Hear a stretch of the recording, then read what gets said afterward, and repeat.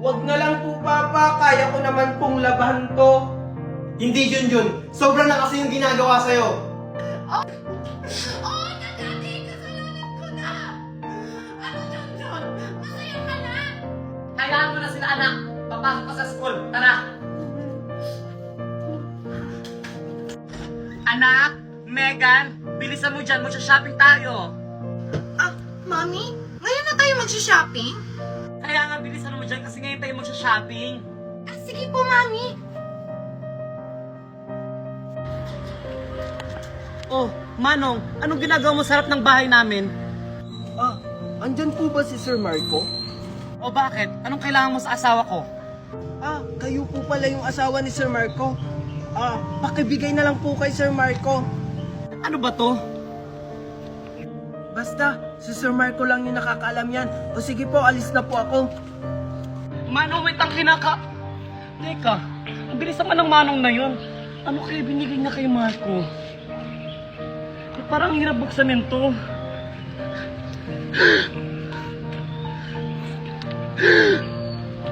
Mami, ano po yan? Ba't parang gulat na gulat ka? Hindi to maaari, Megan. Dapat tayo may karapatan nito. Ano, Mami? Ano po ba kasi to?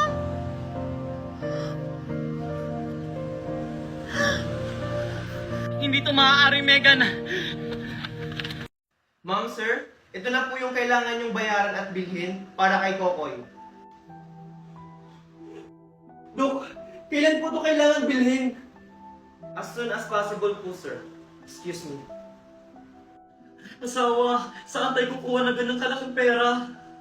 Hindi ko din alam, asawa, kasi yung savings natin ubos na. Mami, ano po yung binabasa nyo? Wala to, anak. Ito pala yung babayaran sa ospital. Malaki po ba yung babayaran sa ospital? Medyo anak, pero huwag kayong mag-alala, kaya tong bayaran ni Daddy. Anak, gagawin namin ang lahat para gumaling ka. Basta lumaban ka lang. Huwag kang susuko. Andito lang kami para sa'yo. Kuya Kokoy, gumising ka na. Namimiss ko na yung bonding natin. Kokoy, alam kong napapakinggan mo ako. Di ba? Sabi mo sa akin matapang ka. O asawa, magpahinga kaya muna sa bahay. May pasok ka pa bukas. Dali mo na yung dalawang bata. Ako na bahala dito magbantay kay Kokoy. Sigurado ka ba, asawa? Oo, para mapagpahinga ka na. Junjun, Megan, tara, uwi na muna tayo. Sige po, Daddy. Junjun, Megan, umakyat na kayo sa taas, magpahinga na kayo doon. Sige po, Daddy. Daddy, andito lang po kami pag kailangan nyo ng tulong. Ano ka ba, anak? Huwag mo akong intindihin. Kaya ito ni Daddy. Magiging okay din ang lahat. Sige na, umakyat na kayo dun sa taas. Sige po, Daddy.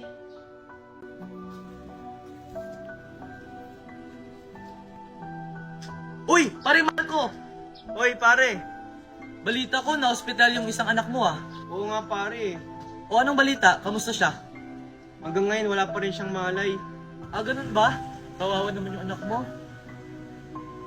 Kuya Junjun, ano kaya ang dapat natin gawin para matulungan natin si Mami at Daddy? Hindi ko din alam, Megan eh. Yan din kasi yung iniisip ko. Alam ko na, Megan, para matulungan natin si Mami at Daddy.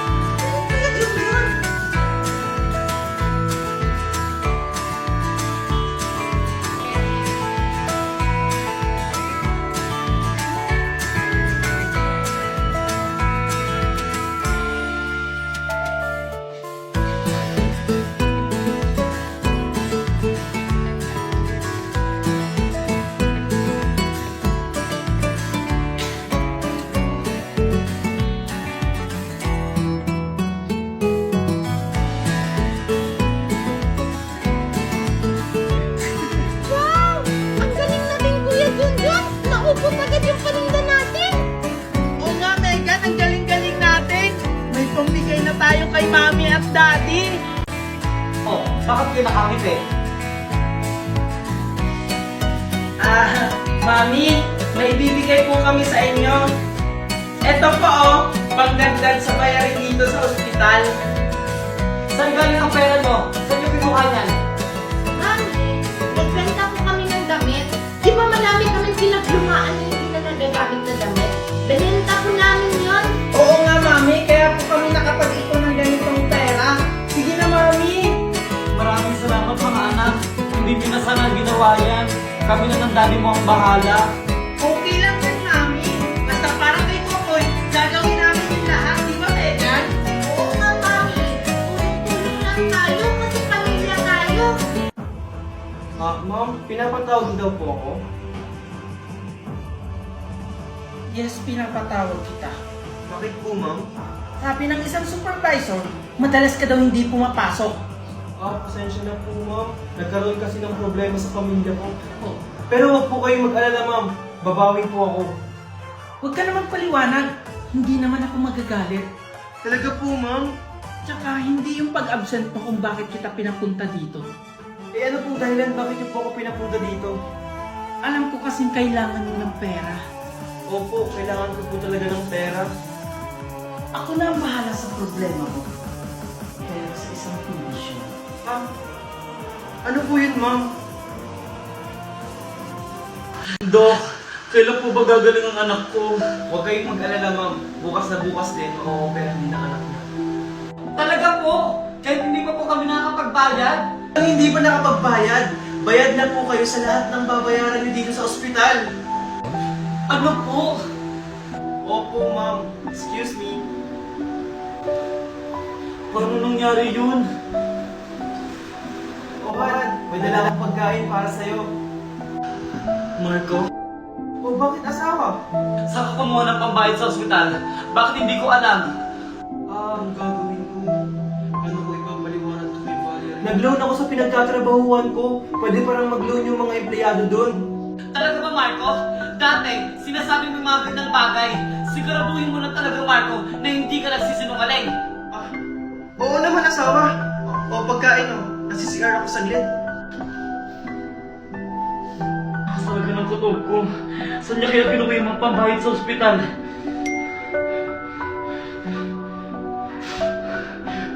Sinasabi ko na nga ba, Marco? Marco! O, ano yung asawa? Walang iya ka? Bakit mo ginawa to sa akin? Sa pamilya natin! Valerie, magpapaliwanag ako. Huwag dito. Baka makita ng mga bata. Huwag ka na magpaliwanag, Marco! Nag-aaway po ba kayo, Mami, Daddy? Wala anak. May pinag-uusapan lang kami ng mami mo. Mami? Kokoy!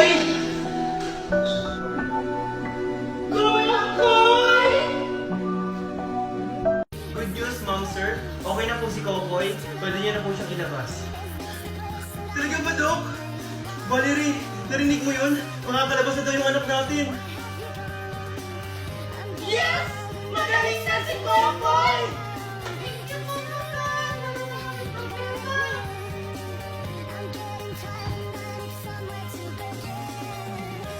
Yay! Nakakapag-banding ulit tayo!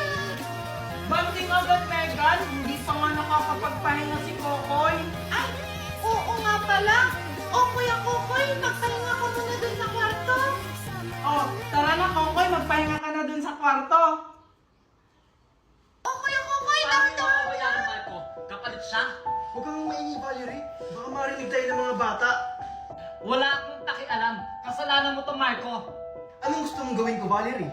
Mahirapan yung anak natin sa ospital? Ginawa ko lang naman yun para sa anak natin. Ang daming pwedeng paraan, Marco. Bakit ayun pang ikakasira ng pamilya natin? Hindi mo ba yun naisip? Di mo kasi ako naiintindihan. Pero inisip mo ba kami? At sige, Junjun, nauna na ako. Andiyan na si Mami. Mami! Mami, Mami! Oh, Megan, nandiyan ka na pala. Kamusta yung exam niya, anak? Ang saya-saya ko, Mami! Tingnan mo! Isa lang yung mali sa exam ko! Wow, galing-galing talaga ng anak ko. At dahil dyan, magja-jollibee tayo. Mami, andito na po ako. Ang init-init dito, Junjun. Ang tagal mong lumabas. Kasi, Mami, katatapos lang po ng exam namin. Oh, kamusta naman ang exam mo? Ito po, Mami, oh. Ano ba yan, Junjun? Nakakawalang gana ka? 10/50? Tingnan mo si Megan, ang saya-saya ng mami niya. Sigurado ako na mataas ang score niya sa exam. Ang hirap-hirap kasi mami ng exam. Sadyang mahina lang talaga kasi yung utak mo. Tara na nga. Megan! Ano yan, Junjun? Anong ginagawa mo, Megan? Bakit ang tataas ng mga scores mo sa mga exam? May tutor ka ba? Oo, Junjun! May tutor ako! Si Sisi! Kaya pala, kami kasi hindi namin afford kumuha ng tutor. Ano ka ba, Junjun? Si Sisi, isang AI app! Libre lang siyang gamitin! Talaga ba, Megan? Paano siya gamitin para maging katulad mo na rin ako? At hindi na ako pagalitan ni Mami at maging proud na siya sa akin. Ganito lang yan. I-open mo lang ang iyong Sisi app, Junjun. I-type mo lang ang mga tackle sa ating school at lalabas na ang sagot na gusto mong malaman. Malaking tulong ito, Junjun, sa mga research, communication, at language learning na ginagawa natin sa school. Kaya si Sisi ang magiging tutor mo sa pag-aaral mo. Mami! Oh, andiyan ka na pala. Mami, tingnan mo yung exam ko. Huwag na, nakakawalang gana lang yan. Alam ko naman Dalawa lang po yung mali ko sa exam. Wow! Talaga ba? Ang galing-galing mo naman, anak ko. I'm so proud of you. Bago ka na, anak ko. Ang tatalino talaga ng mga anak ko. Manang-mana sa daddy. Manahimik ka nga dyan, Marco. Sa akin kaya nagmana yung mga anak ko. Sa akin talaga nagmana yan. Sa akin talaga nagmana yan. Kasi galing yan sa sinapupunan ko. Hindi talaga asawa. Sa tatay talaga nagmamana yan. Magtatalo pa talaga kayo, Mami, Daddy. Sa inyong dalawa naman kami nagmana. Oo nga, Mami!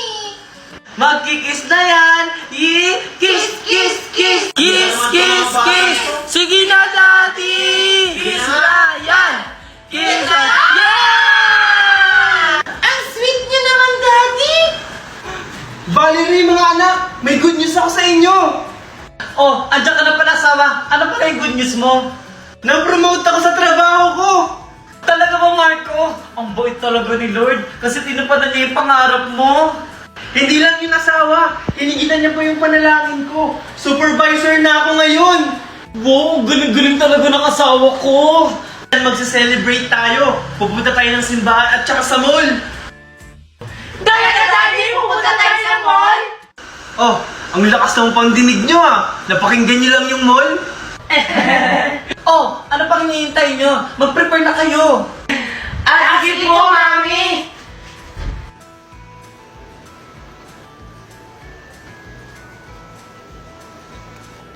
Mami!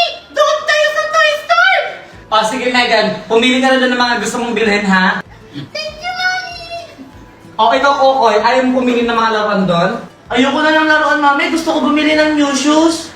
Ganun ba? Junjun, anong gusto mong bilhin? Sapat. Junjun, samahan mo nga doon si Kokoy bumili ng bago sapatos niya. Sige po, Mami. Sapatos na rin po yung gusto kong bilhin.